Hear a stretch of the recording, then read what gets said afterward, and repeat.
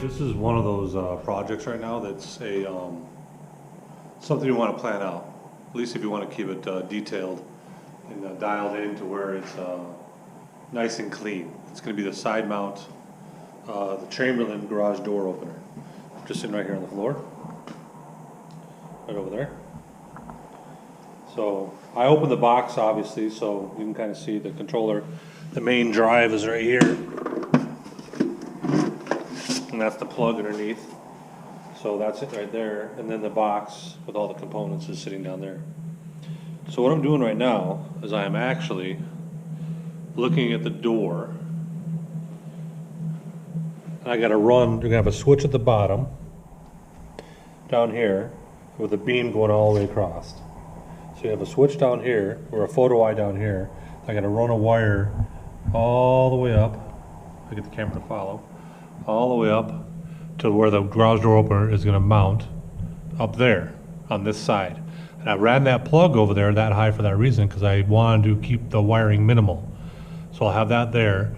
So I'm going to have to run a wire from the bottom all the way to the top there, and then from that side at the bottom down there all the way up and all the way across to tie into the controller sitting up here.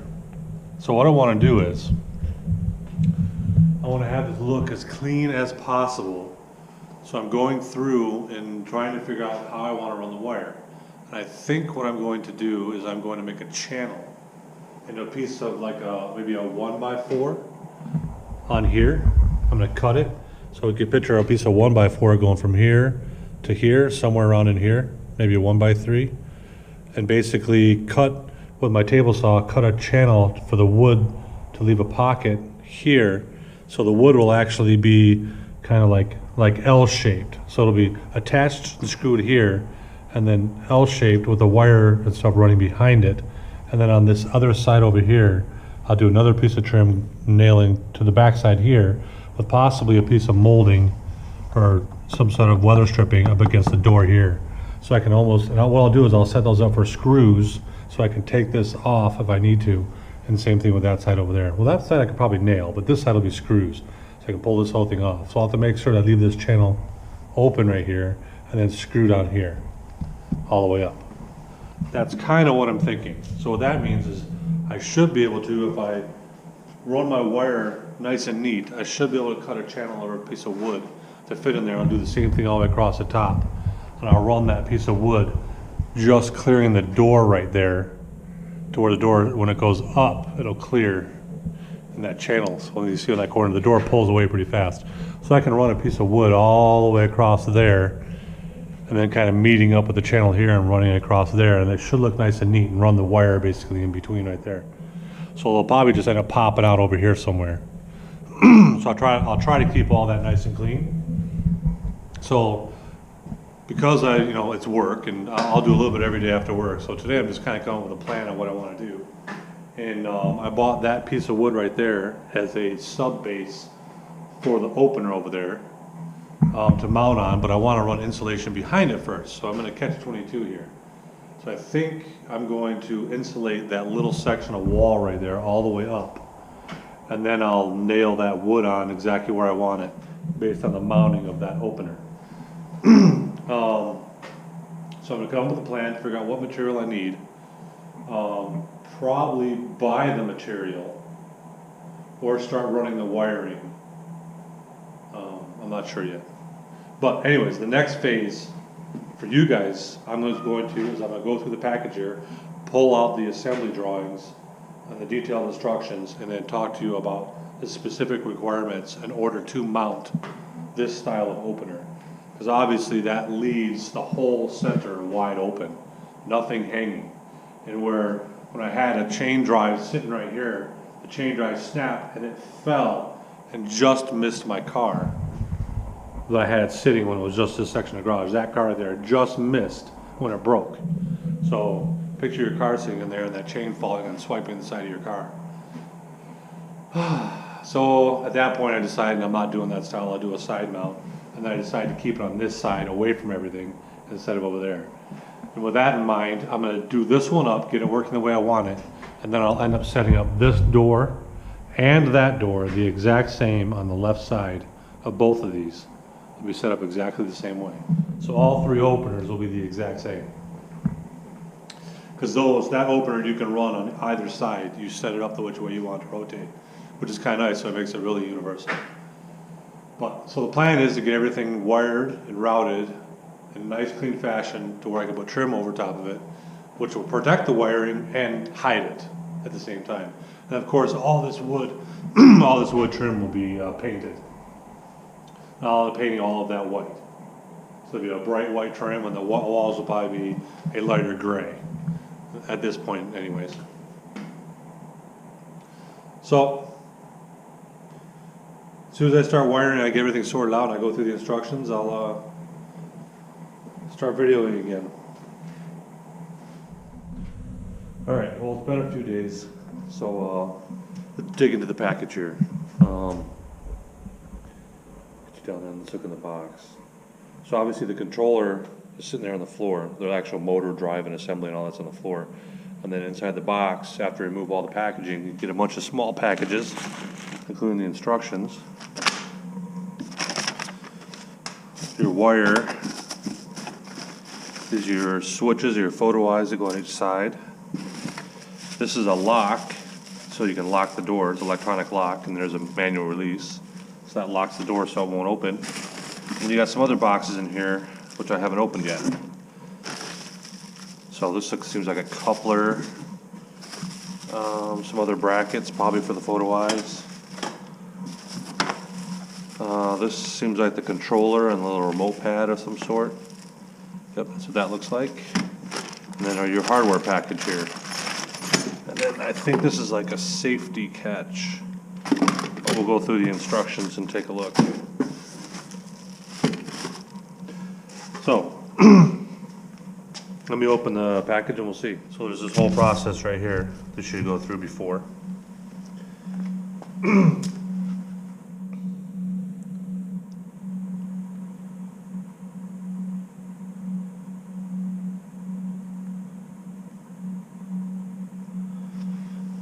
So you may want to, I'm going to leave this right here.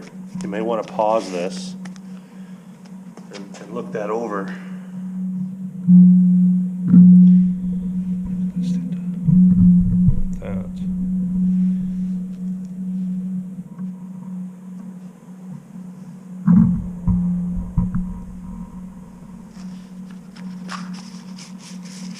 Not sure if you can see it or not. I'm using a GoPro, so, but anyway.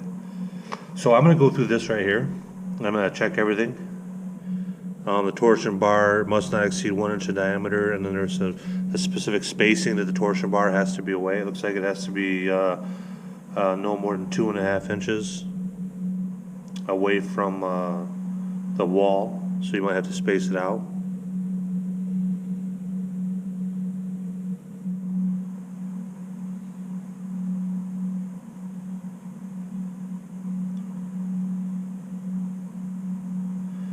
So quite a few of them. So look into that. I'm going to go check the dimensions. We'll be right back. Okay, so all my dimensions work out okay. I'm putting it on that side, going up there. I kind of did a little test fit. It's right over here on the floor. There's a coupler and there's a mount bracket. So basically the upper portion attaches to the coupler to your shaft that's sticking out on the upper, up there. Has to be out there at least 1 inch. So I'll get a little closer so you can see. So it has to be sticking out up top at least 1 inch. Right there. And it's basically going to attach there and then hang down and attach to the side panel, the side piece of trim right here where your door anchors to. And then this other end kind of just hangs. And what I'm doing is I'm pulling it back off and drywalling behind it later, which should be pretty easy because the wires will all be attached and I can just move them around. So it's not a big deal. So the next step is actually to mount the motor assembly to your door. So that is right there. You're starting the install. So, basically like I did, I found my brackets and my fasteners and all that. That's the first thing to do. And then the next thing to do is actually attach it up there and then make sure it's level when you tighten everything down.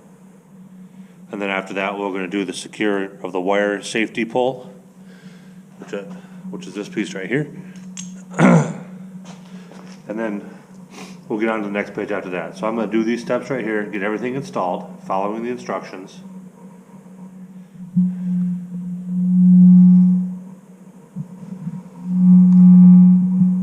Once I get that all set up, I get this safety pole tied on, and we'll take a look and see what that looks like. That shouldn't take me very long, so we'll see. I'm thinking maybe 15 minutes or so, but you're going to want to pre-drill your holes that you put into any wood, make sure everything's level, and then tighten everything down. So, and follow the instructions. Okay, so I went ahead and I installed the motor. Up there. So it is mounted. You can see where that plug is going to come into play above it. So to make it easy to route it when it's above it, sitting up right there. So that's going to be nice and clean. And then I went ahead and I did the next step as well, which is install the lock. And the lock has to be on the same side as the motor. And be prepared to drill 2 5/16 holes and a 3/4 inch hole. It does say to put it down near the second roller, but I put it in the third roller because I have a plug down there, and I was kind of test fitting it, and it seemed like it was going to be a blind plug, and I can't see any reason why having it right here being a better spot than reaching down here. So that's where I installed. Your choice. I have a plug down there, and I plan on having plugs along that section of the wall right there, and I really didn't want that big ass thing in the way. So, but the thing I dislike about some of these systems is this wire. I'm gonna have a big bundle of wire left over, and now I gotta find a place to hide it or figure out how to trim it shorter, but it doesn't look like I can, so I'm gonna have to hide this wire somewhere. Otherwise it'll be a big bundle wrapped around something or tied up somewhere, and I don't feel like having that tucked up there. Maybe I can put it underneath the cover plate at the top. I don't know yet, haven't gotten there. So this mount, I don't know. Sometimes I feel like getting rid of this thing. It's all electric or electronic. Anyway, so there's a cover plate right there. All the wiring has to run up to there, into there, and there'll be another one from the controller on the wall way over there. It'll be routed up. I think I'm gonna go up into the wall and then run the wiring along the top plate up there, and then come down through behind it and then plug into it. We'll see. Haven't got that far. So anyways, the next step.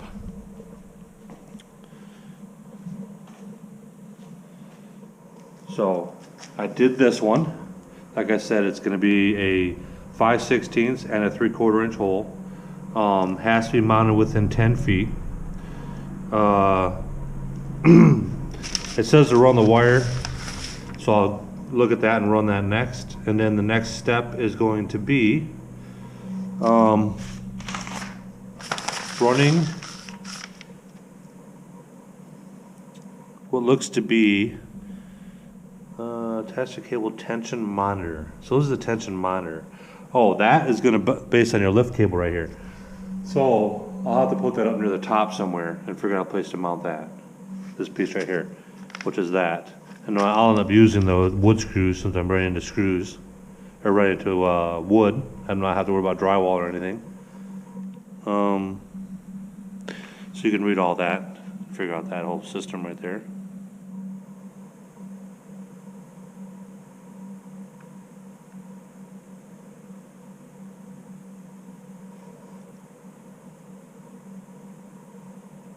Okay, so I'll do this next, and then after that is the controller.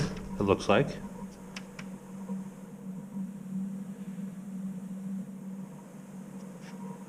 And then they're showing the light. I'm not sure if I'm going to mount the light or not, but we'll see. We'll see. I might. If I do, I'll end up mounting it next to the opener over there, just off to the side. So,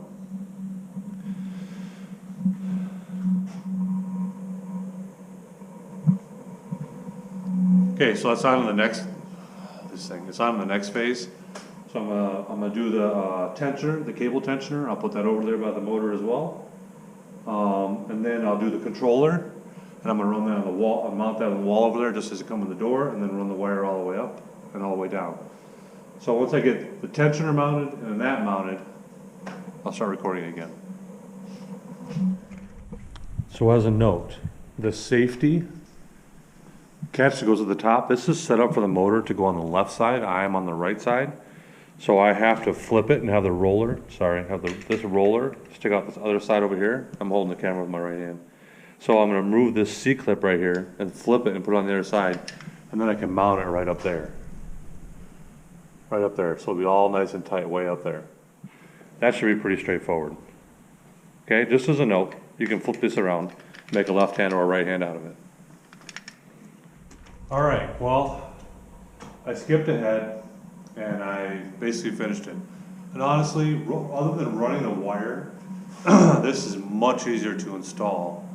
One of these, the wall mount style garage door openers versus your standard with the track. You can do this by yourself with ease. Nothing's heavy. It's basically, you don't have to come up with any kind of mounting hardware or anything for an opener. You don't do any of that stuff. It literally just attaches to the output shaft, with the shaft of your upper up there, and then one little bracket, and that's it. There's lots of nice features with this thing too. I do like the timer feature. You push the button, you open the door, and it will time out, and 1 minute later, it closes the door automatically. I'm kind of curious on how that's going to work when we drive in and out. If we can hit the button, or drive up, open the door, drive in, get out of the car, and then basically once you're settled and moving, the door closes by itself. Instead of having to worry about closing it. So we'll see. But I'm gonna go through and I'll show you what I did. You can see your switch right there for your sensor, and then you got the wiring where I ran it. I'm eventually gonna put trim. I'll cut a channel in the wood trim over top of the wire. That's your lock hardware. And then wire all the way up. And then wires into the bottom of the motor. And then that wire up on top with a plug up there. So, I don't understand why on that, the safety, the cable catch, that wire can't be trimmed, or no, I'm sorry, that's the lock wire. Lock wire can't be trimmed, so I had to spiral tie it right there and then use tie wraps. So, I don't understand why. And then you can see the cable, safety cable attached up there. So then I ran it up all the way across, up there. That is for the other sensor on this side, goes behind there, and then runs down the wall right here. And that goes all the way to the bottom down there. And then the opener controller, which is right here, I mounted that here, and then I just ran. I ended up going to Home Depot and buying a spool of doorbell wire, because it wasn't long enough, and I ran it all the way through and followed the wiring. So it's going to be behind the drywall. And then when I mount drywall, I'll have a hole here in the drywall, and I'll pull the low voltage wire through it. Kind of like you do on a thermostat. So, but as you can see here in a second, I got the controller. They give you one of these little pads, and it functions right out of the box. So I'm going to hit this one here. Let me move and it moves surprisingly slow. I was expecting it to move quicker. So here you go.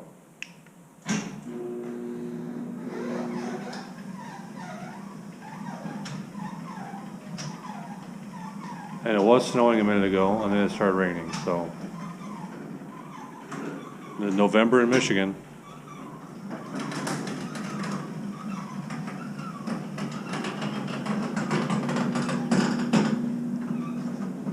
And then it stops at the top, obviously. This is an 8-foot door.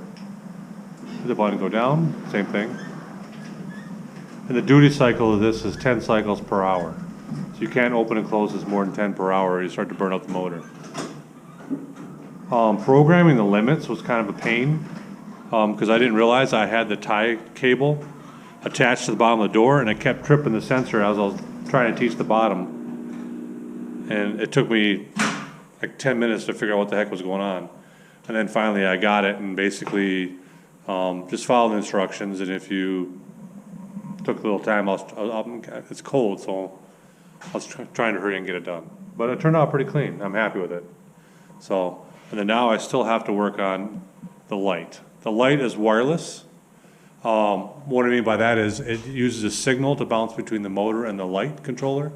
And basically I have to run a plug that in, and then put some bulbs in there, and I'll run that and I'll wire that back over to the main cabinet. Or maybe I'll tie into this receptacle over here. I think I'll tie into the receptacle over here. I'll run it over there and tie into that one. So that wall and that light will be off the same one. But normally, if you had a previous overhead garage door, you would have a plug up there anyway. You would actually have to have a plug for the motor being on the side over there, which I ran when I did the wiring originally, because I knew that was going there. And I'm gonna have that same setup on all three of these doors. So altogether, I would say it's probably, without having to run to Home Depot, I'm gonna say it's probably a 3-hour install with detail. You know, I took my time and made sure the wire was all straight and everything was ran, and I tied it nice so I can cover it with trim later so I can hide it. I'd say probably 3 hours. 3 hours total with setup and everything. I still have to do the Wi-Fi. It has a Wi-Fi a signal, so you can use an app on it. I have to set that up. You have to register on their website, and then you can set that up, which I think I'm going to work on next. Then probably tomorrow morning I'll do the wiring for the overhead so I get the light to work. So when you open and close the door, the light turns on. So, all right.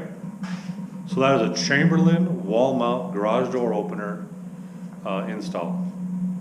Well, not so much as an install, but how I installed it and what it looks like and how it works. All right. Thank you for watching.